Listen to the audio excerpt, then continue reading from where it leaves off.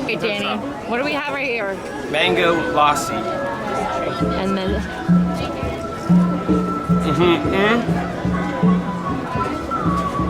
Tasty?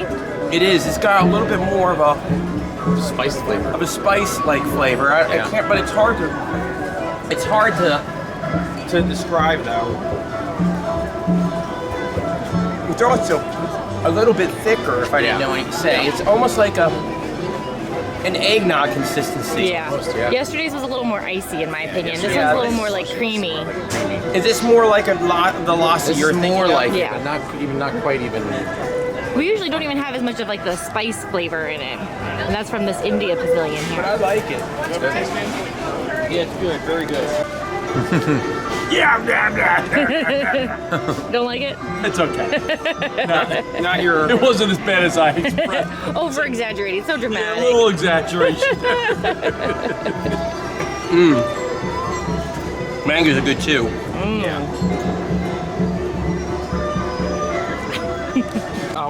Yeah. Was that on? You wanted to stick to like those top 10 things, or? We can get whatever. I was just like,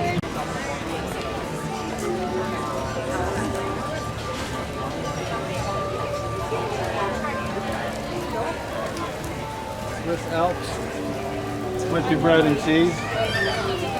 Oh, here we have a blueberry. Let's Take get a little that. bite. Okay. Let's get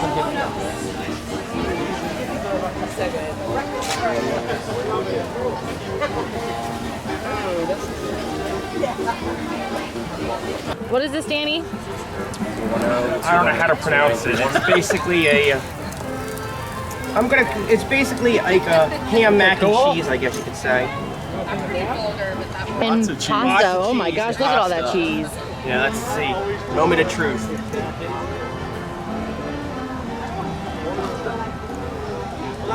Is it good? Oh yeah. Cheesy? Very cheesy, but really good too. So what land are we in right now, Danny? Yes. Is this Germany? Germany. And Uncle Fred, what do you have? Oh, I'm sorry. Apple strudel. Oh, yum. You cannot have any of this. You can take Yeah, but when you said it's your only job, that's where I think. Okay. Yeah. Primary, yes. It's good stuff too. Yeah, that's what it currently is. But Delicious, Dan. Yeah, it is. Very cheesy. Delicious. Yep, it's worth the hype. It's really good. It's got onions.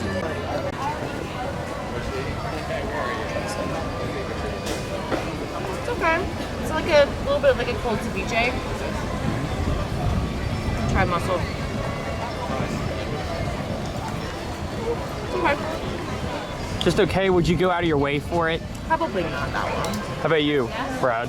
I mean, it's decent, but it seemed like I think it was already pre-made in the fridge. It's like a cold seafood salad. Oh, Just one little piece off of here. Their stuff. And this one's a paella. Did you get my review, Dan? Yeah, I will. That's good. The sausage part of this My is review, good. Dan? Yeah. No, for real this time? For real this time? Is it good though? It's good. Ha ha.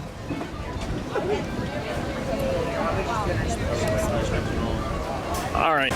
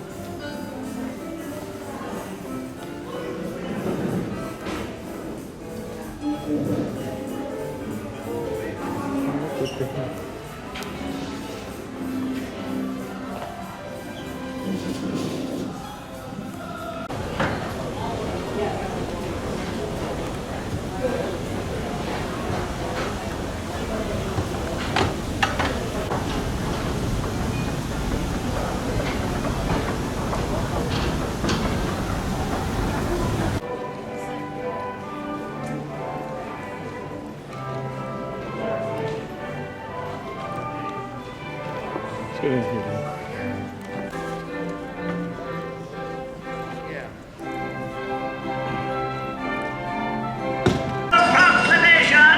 His Majesty King George III hereby sets. Look at this! They're closing the harbor! But surely you had something all over the floor, Dr. Franklin. It seems one stroke of this pen brings 2 changes from Congress. I told you John Adams should have written this. Oh, by his own admission, you can write circles around him. Mr. Adams has not been prisoner in this loft for 17 days. I shall continue tomorrow. You must continue now. Thomas, it is difficult to make 13 clocks chime at the same time. I shan't spend another night here. At least you got shoes, mate. There's not a dozen left what can say that. Don't tell me, friend. Tell the good general then. Tell him that half his camp has got typhus, smallpox, or dysentery. And there be not a ration amongst us. Now we can forage for hickory nuts. Aye, while the English open indulge in our Philadelphia's fine food and drink. 'Tis a strange war we shoulder, George Washington. Congress sleeps warmly in York. And the British didn't yet mean all the people. Folks like Frederick Douglass. Even amidst the cricket song here along Mark Twain's beloved Mississippi, I hear the noise of chains and the crack of the whip. Yet there is hope. Hope born from the words of Harriet Beecher Stowe. Good, Philly Yank. We got a good cause, Johnny Reb. Quiet, both of you. You're gonna ruin Ma's birthday. No, no. Ain't nothing gonna ruin today. We're all together. That's what counts. Now, you go ahead, Mr. Brady. All right, everybody. Oh, real still. Let your new dawn lead to the final sunset on my people's suffering. When I think of our condition, my heart is heavy. I see men of my own race treated as outlaws or shot down like animals. I hope that all of us may be brothers with one country around us and one government for all. First century, like Susan B. Anthony, we're still speaking out. And why shouldn't we, Mr. Twain?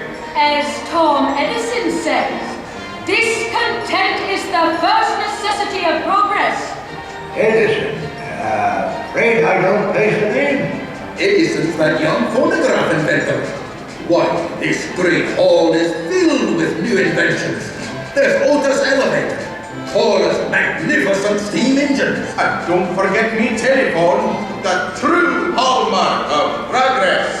Disease, avalanches, and floods, but he cannot save them from fools. Now, John, you know I can't ask lumbering to stop completely. All I ask is that we stop massive destruction. What will our children inherit? Seedlings? Of course not. I realize we're not building this country for a generation alone. I know we've got to expand our parks. Then start it here and now. Make this valley a part of Yosemite National Park.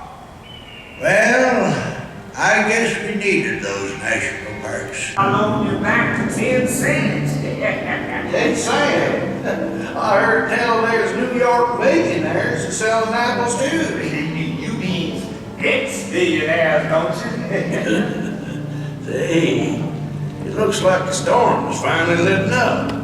Well, maybe the Sunday drivers will come out hunting for gas. Ain't many folks who pay no 18 cents a gallon. Hey, listen, fellas. Old FDR's been in all the way. This great nation will endure, as it has endured, will revive and will prosper. So first of all, let me assert my firm belief that the only thing we have to fear is fear itself.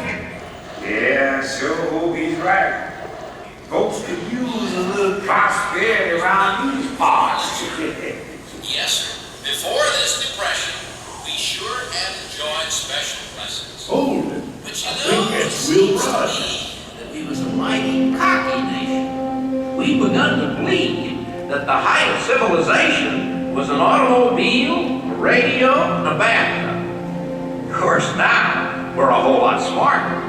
Now Congress wants to trim down the Navy so it'll fit into the bathtub too. You know, it seems to me like we're the only nation in the world that waits till we get into a war before we start getting ready for it. Easy now, Dr. Franklin. This nation's still just a youngster, don't you know? Why, some countries have been around for 50 centuries. We're barely into our third. That's true, but look what we've accomplished in that tiny span of time. My dear Doctor, earlier you found John Steinbeck so inspiring, and he also sounded this warning. We now face the danger which in the past has been the most destructive to the human: success, plenty, comfort, and ever-increasing leisure. No dynamic people has ever survived these dangers.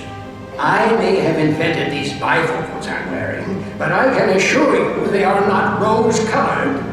Mr. Twain, the golden age never was the present age, but with human liberty, we can fulfill the promise and meaning of America. To everyone a chance, believed Thomas Wolfe.